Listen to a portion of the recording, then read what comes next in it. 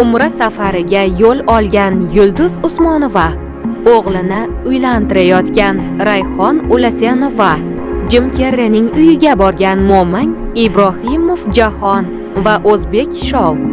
Biznes vakillarining Instagram sahifalariga joylashtirilgan qiziqarli foto va videolarini e'tiboringizga havola qilamiz.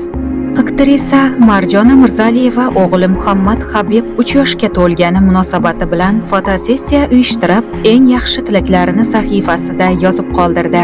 Munisa Rizayeva Dubayda o'g'li Alex bilan vaqtini cho'q o'tkazmoqda. Aktrisa Yulduz Rajabova bo'lajak turmush o'rtog'i Emrik Viljim bilan tushgan suratini storiesga joyladi. O'zbekiston xalq artisti Yulduz Usmonova 12 dekabrda 62 yoshni qarshiladi.